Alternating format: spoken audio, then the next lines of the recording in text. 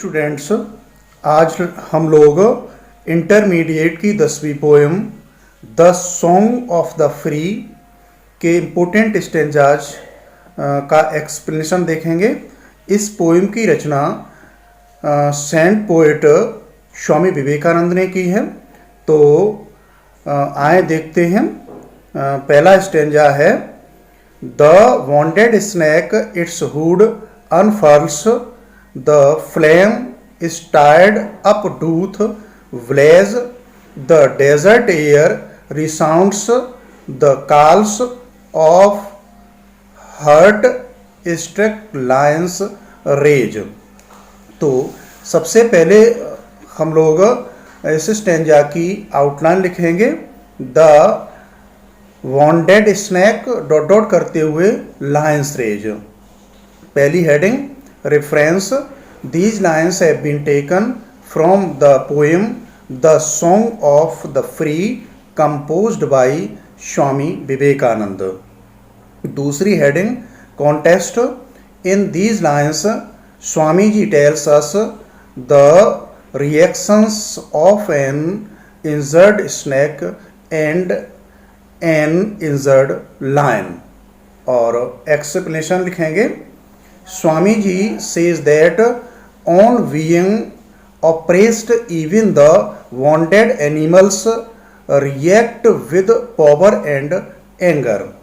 He says that a wounded snake raises its hood to face the tyrant. On being stirred, a simple flame burst into a big fire. A wounded lion roars in rage in an echoing desert against its enemy. They don't lose courage even in their plight। तो दूसरा stanza है, उसको पहले देखते हैं।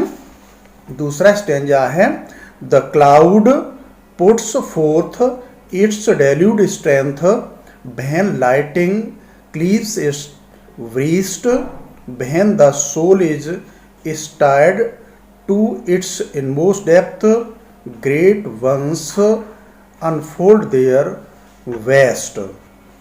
तो सबसे पहले हम लोग इसकी आउटलाइन देखेंगे। The cloud puts dot dot करते हुए अनफोल्ड देयर वेस्ट। रेफरेंस में लिखेंगे, these lines have been taken from the poem the song of the free composed by Swami Vivekananda. Context में लिखेंगे, Swami ji describes that even the natural phenomena react violently against oppression. Explanation में लिखेंगे, the lightning thunders and flashes and thus tears the wrist of cloud, even in that badly injured state the cloud reacts with all it's might and pours down so much of rain that the earth has to suffer from heavy flood। Similarly, when disturbed very much, the great men come up with their best abilities।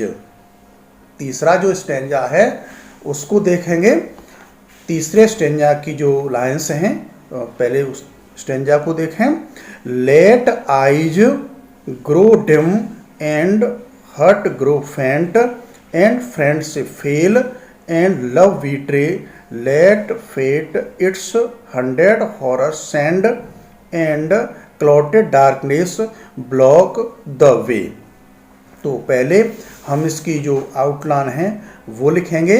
Late eyes grow dot dot करते हुए the way.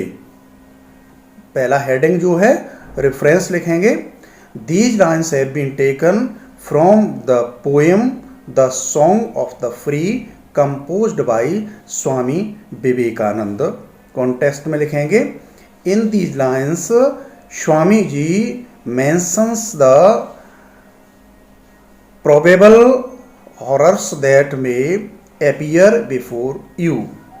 Explanation में लिखेंगे, Swami ji advises us not to be afraid when our eyes get weak or the heart loses its strength. He further asks us not to brood about a faithless friend or an insincere lover. He encourages us to stand bravely and face 100 dreadful calamities sent by ill fate. He sent by ill fate. He wants us to march on bravely despite the danger that blocks our progress. चौथा जो stanza है उस पर ध्यान देंगे। चौथा stanza क्या है? And nature wore an angry frown to crush you out, still know my soul you are divine, march on and on, nor right nor left but to the goal. इसकी पहले आउटलाइन लिखेंगे, and nature dot dot करते हुए the goal. Reference लिखेंगे, these lines have been taken from the poem the song of the free composed by Swami Vivekananda. Context में लिखेंगे, the poet here guides us to be bold because we are immortal souls. Explanation पर ध्यान दें, क्या लिखना है expression में? Swami ji says even if the forces of nature pose danger and bring disaster in our way, we must not worry for them. We are not only physical bodies that die, we are immortal souls. Our souls are beyond birth and death. We have godly element in us. We should not be afraid of the calamities. We must not wander this or that way. We must march on and on direct to achieve the aim of our life. तो इस तरह से 10वीं और अंतिम poem के stanzas का explanation हुआ। आप लोग अपनी नोटबुक में नोट करेंगे और याद करेंगे। थैंक्स।